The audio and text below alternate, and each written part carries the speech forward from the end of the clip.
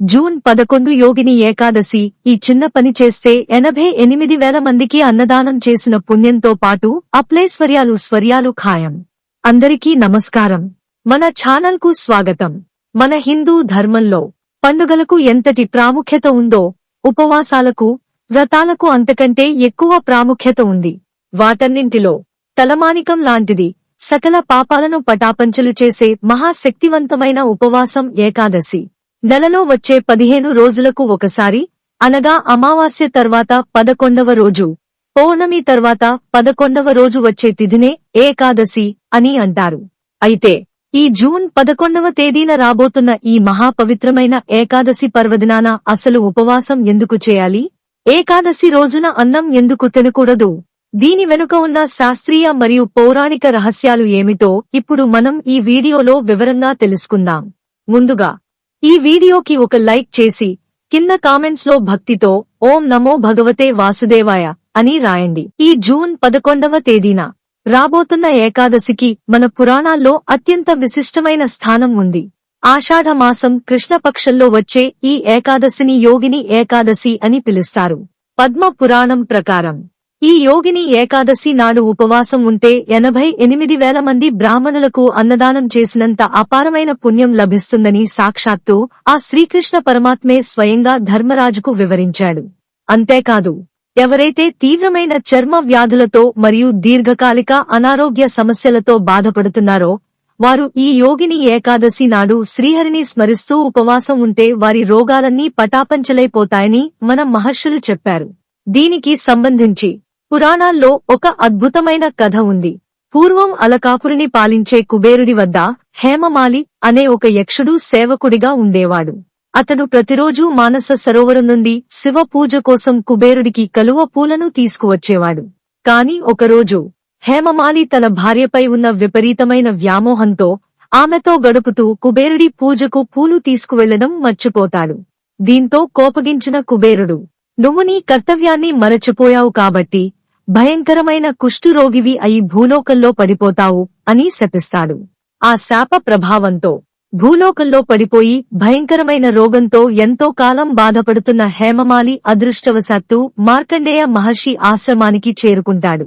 అతని దీనస్థితిని చూసిన మార్కండేయ మహర్షి ఆషాఢ మాసంలో వచ్చే ఈ యోగిని ఏకాదశి వ్రతాన్ని ఆచరించమని ఉపదేశిస్తాడు.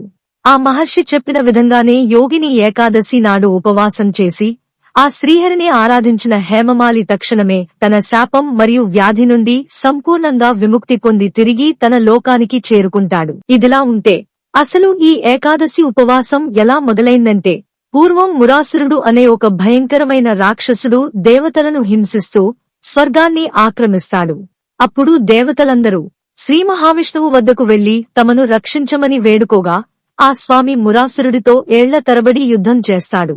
అలా యుద్ధం చేసి అలసిపోయిన విష్ణుమూర్తి ఒక గుహలోకి వెళ్లి విశ్రాంతి తీసుకుంటూ నిద్రపోతాడు.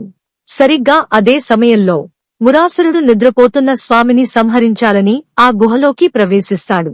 కాని మురాసురుడు స్వామిని తాకే లోపే శ్రీ మహావిష్ణువు దేహం నుండి ఒక అద్భుతమైన తేజస్సుతో ఒక శక్తివంతమైన దేవత ఉద్భవించి ఆ రాక్షసుడిని సంహరిస్తుంది.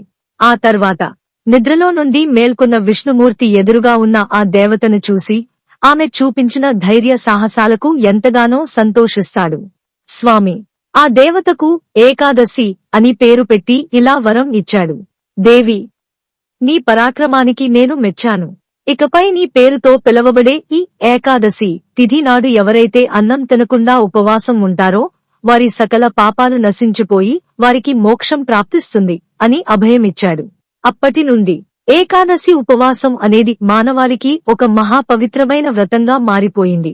మరి ఏకాదశి అనగానే మనందరికీ గుర్తొచ్చే మొట్టమొదటి నియమం అన్నం తినకపోవడం. అసలు ఏకాదశి నాడు అన్నం ఎందుకు తినకూడదు అని చాలామందికి ఒక ధర్మ సందేహం ఉంటుంది. దీని వెనుక ఒక గూఢమైన రహస్యం దాగి ఉంది. బ్రహ్మదేవుడు ఈ సృష్టిని రచిస్తున్న సమయంలో సృష్టిలో సమతుల్యత కోసం ఒక పాప పురుషుడిని కూడా సృష్టించాడు. ఆ పాప పురుషుడు బ్రహ్మదేవుడి వద్దకు వెళ్లి, తండ్రి, శ్రీ మహావిష్ణువు ఏకాదశి రోజున ఉపవాసం ఉంటే సకల పాపాలు తొలగిపోతాయి అని వరం ఇచ్చాడు కదా. అలా అందరి పాపాలు పోతే ఇక నా మనుగడకు అర్థం ఏముంది? నన్ను ఎక్కడ తలదాచుకోమంటారు అని అడిగాడట. అప్పుడు బ్రహ్మదేవుడు, నాయనా, ఏకాదశి రోజున ఎవరైతే నియమాలు ఉల్లంఘించి అన్నం వండుకుని తింటారో ఆ రోజుకి మాత్రం నువ్వు ఆ అన్నంలో వెళ్లి దాక్కో, వారి పాపాలు ఎప్పటికీ పోవు అని చెప్పాడట.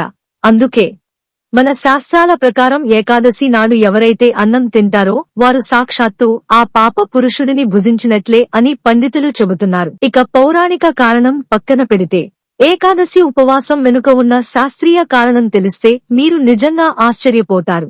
మన శరీరంలో 70% నీరు ఉంటుందనే విషయం మనందరికీ తెలిసిందే. సముద్రంలో నీటికి అమావాస్య, పౌర్ణమి రోజుల్లో చంద్రుడి ఆకర్షణ శక్తి వల్ల ఎలాగైతే ఆటుపోట్లు వస్తాయో మన శరీరంలోని ద్రవాలపై కూడా అలాంటి ప్రభావమే పడుతుంది.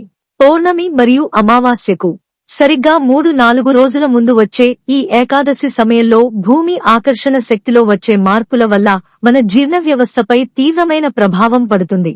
అందుకే ఆ రోజున జీర్ణకోశానికి విశ్రాంతినిస్తే అనగా ఉపవాసం ఉంటే మన శరీరంలోని వ్యర్థాలన్నీ బయటకు వెళ్లిపోయి అద్భుతమైన ఆరోగ్యం సిద్ధిస్తుందని నేటి ఆధునిక వైద్య శాస్త్రం కూడా చెబుతోంది.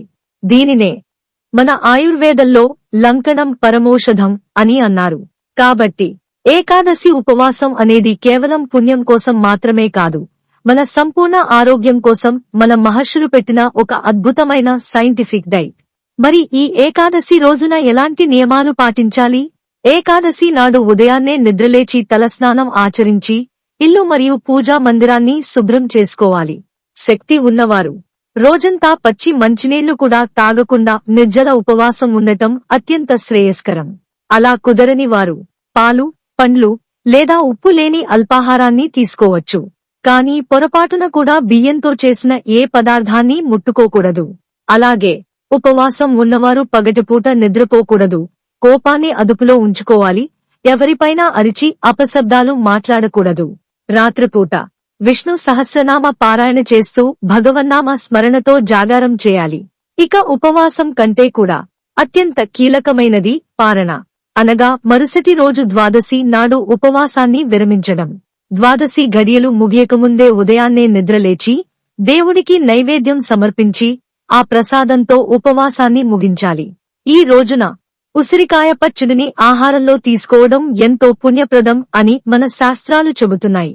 చూశారు కదా, మన శాస్త్రాలు చెబుతున్న ఈ అద్భుతమైన ఏకాదశి నియమాలను మీరు కూడా ఈ జూన్ 11వ తేదీన రాబోతున్న యోగిని ఏకాదశి నాడు ఈ నియమాలను భక్తి శ్రద్ధలతో ఆచరించి ఆ శ్రీహరి సంపూర్ణ ఆశీస్సులు పొందాలని మనస్ఫూర్తిగా కోరుకుంటున్నాను. ఈ వీడియోలోని విషయాలు మీకు ఏమాత్రం ఉపయోగపడిందనిపించినా వెంటనే ఒక లైక్ చేసి మీ బంధుమిత్రులకు కూడా తప్పకుండా షేర్ చేయండి. తద్వారా వారు కూడా ఈ అద్భుతమైన విషయాలను తెలుసుకుని వారి జీవితాలను మార్చుకుంటారు. అలాగే ఇలాంటి మరెన్నో అద్భుతమైన తమైన పౌరాణిక రహస్యాలు, వాస్తు నియమాలు మరియు ధర్మ సందేహాల నివృత్తి కోసం మన ఛానల్ ని ఇప్పుడే సబ్స్క్రైబ్ చేసుకోండి. అలాగే మీ అభిప్రాయాలను కింద కామెంట్స్ లో తెలియజేస్తూ ఆ పరమాత్మను స్మరిస్తూ ఓం నమో భగవతే వాసుదేవాయ అని రాయడం మాత్రం మర్చిపోకండి. ధన్యవాదాలు.